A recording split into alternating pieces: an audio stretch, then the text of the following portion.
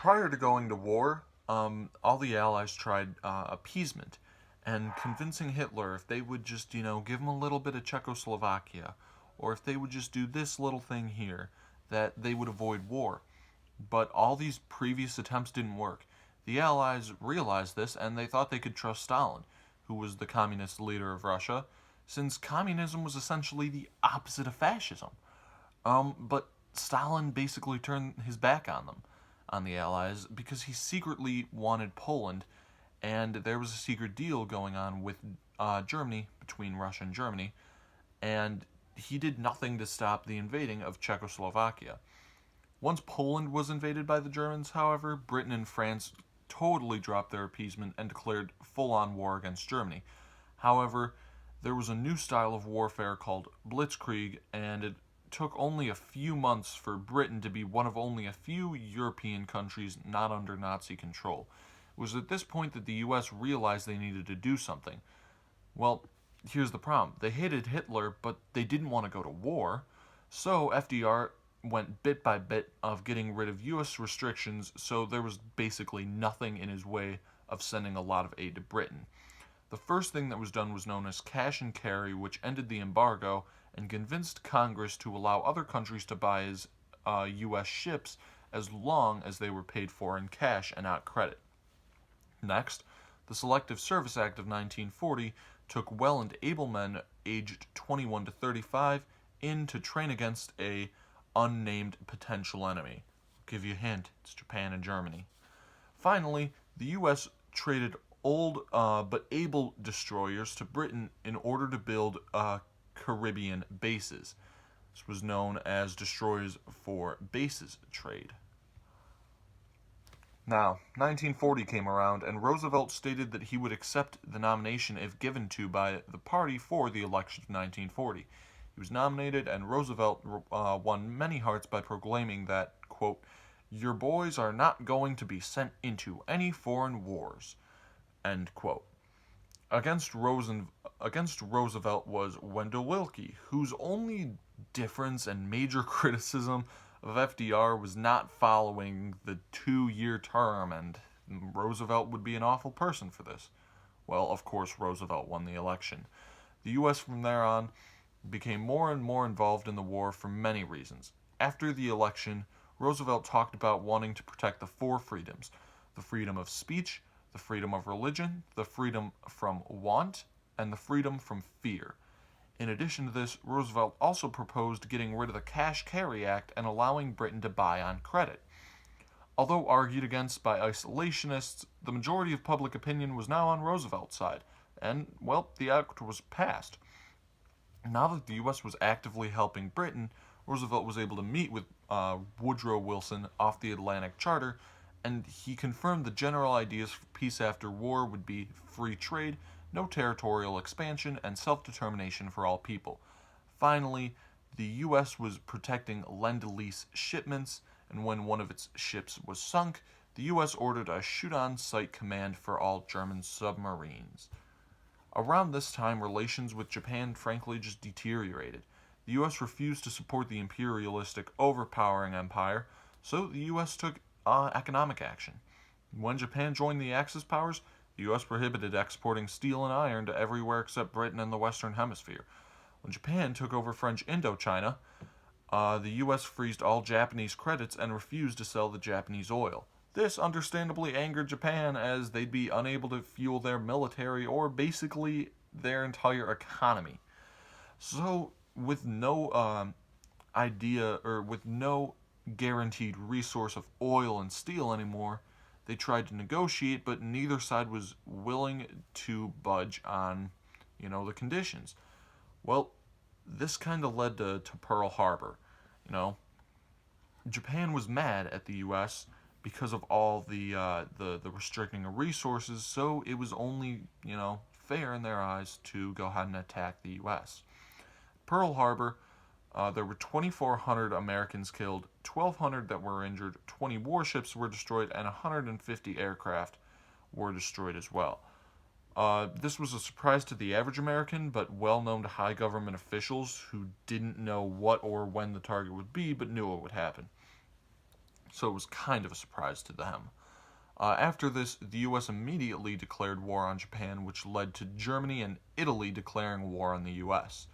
Around this time, the Germans invaded Russia, which broke the previous pact, which meant Britain, Russia, and the U.S. were now allied, forming the Allied powers. In order to be effective, the government had to mobilize, and fast. This was done with a few key things. First, the War Production Board set the pace of production for the war. Next, the Office of Prime Administration set prices for everything you could imagine during the war. Side note, this led to a huge increase in government deficit spending, as federal spending increased 1,000% and national debt reached $250 billion. Well, business and industries also increased their production dramatically as well, as automobile factories were now replaced by making parts for tanks and planes, and there was a lot of research and development being done. Some examples are the Office of Research, which created many technologies such as nuclear bombs, radar detection, and sonar. Workers and unions at the time agreed not to hold any strikes or to stop working, but this didn't stop the workers from being angry. They saw their bosses making these huge profits, and they knew that their wages weren't being boosted. The war was financed through a gradual income tax as well as the sale of war bonds. Just wanted to throw that in there quickly. And finally, the Office of War Information was created to control news about the war, as well as propaganda, which was made to keep public morale high. And they didn't really need to focus on making any propaganda to convince people to join the war, since most people already did support the war. The war had a huge impact on many different groups in society. For example, many African Americans moved for North factory jobs, whereas others served in the armed forces.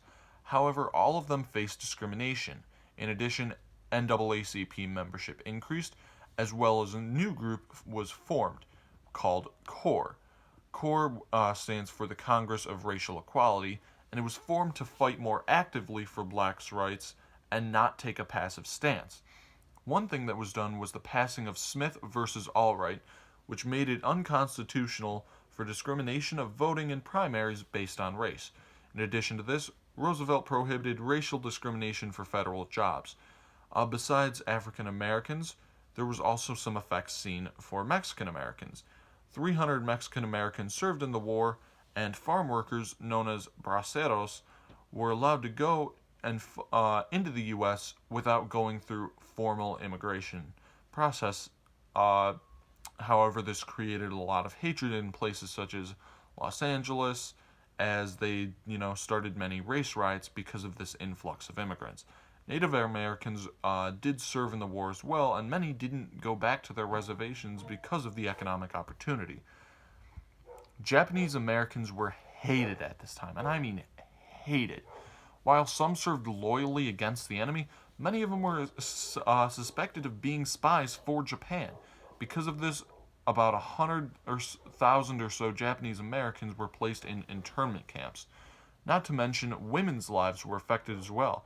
200K served in non-combat roles.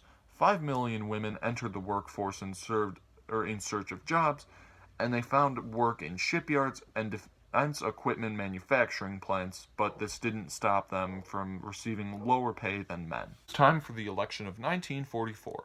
It was FDR against Dewey, and Dewey had no real ideas for change. FDR chose Truman as his vice president, as his previous one was too radical. Roosevelt won the election, but died in April of 1945, so that led Truman to serving most of FDR's term. Fighting in the war itself was difficult as well, as you can imagine. The U.S. and Britain had to focus on two main objectives. The first was solving the problems of the submarines from the Germans in the Atlantic Sea, and the second was they needed to bomb German cities.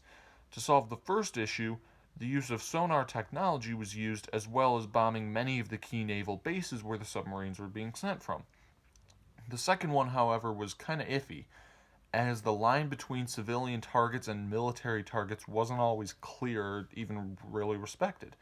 The Allies then protected the Mediterranean and North Africa through Operation Torch, which was led by future president, at the time General, Dwight Eisenhower. The next target was Sicily, and acquiring this basically prepared a full invasion of Italy.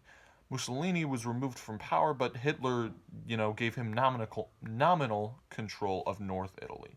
Finally, in 1944 was D-Day. U.S., Canadian, and British forces stormed Normandy Beach and pushed back German forces. Paris was liberated in August, and by September, a full raid to Berlin was ready.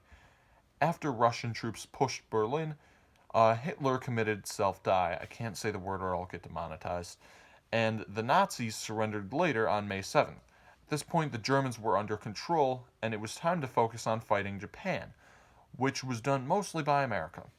In short, America essentially captured a lot of islands on the eastern half, and the turning point of the war was when the U.S. decoded many different Japanese messages.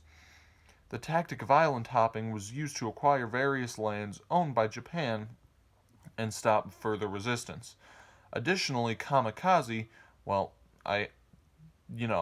self-die pilots, because I can't say the word or I'll get demonetized, created major damage during the Battle of Okinawa against U.S. troops. But however, you can imagine these self-die pilots are only good for one mission, and they basically destroyed their own naval forces and their own air force. After this battle, it was time to use the atomic bomb, right? Developed by the top-secret Manhattan Project team led by Robert Oppenheimer, the atom bomb was capable of destroying entire cities. It was dropped on Hiroshima on August 6th and another one on Nagasaki on August 9th. It was within a week of those bombings that Japan had surrendered.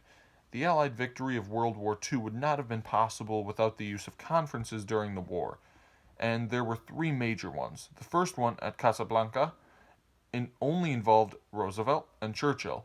They made the major strategy in order to win the war. The second one, at Tehran, included Stalin, Churchill, and Roosevelt, and the three of them agreed that Britain and America would lead the drive to free France, and that the Soviets would focus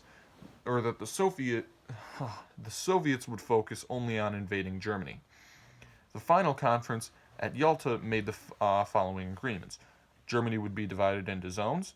Eastern European countries would have free elections. The Soviets would enter the war against Japan. The Soviets would control the southern half of the Sakhalin Islands, and a new peacekeeping organization would be formed. However, upon returning from Yalta, President FDR died, so Truman was to enter as commander-in-chief before the war officially ended. Soon after, Britain elected a new prime minister, so only Stalin remained of the original Big Three. The three new leaders agreed at Potsdam that Japan must surrender unconditionally, and that Nazi leaders would be held on trial for war crimes. In addition, the war played a major cost on many different people. Many Americans were either injured or killed, with 300,000 killed and 800,000 injured. And in addition to this being the deadliest war, it cost a lot of money, but the U.S. suffered a lot less physical damage compared to the other countries. Finally, after the war, the world recognized that there was a need for peace, and there needed to be something stronger than the League of Nations, holding the world together. Unlike the end of the Unlike the end of World War I, the U.S. government was extremely ready and prepared to create a peacekeeping organizations. Thus, members from the U.S., China, Great Britain, and the Soviet Union met and created the United Nations. That's all I have for you guys. Thank you so much again for watching. Go ahead and hit that bell. Subscribe. If you find these videos helpful, share them with a friend. That's why I make them. Have a good day, everybody.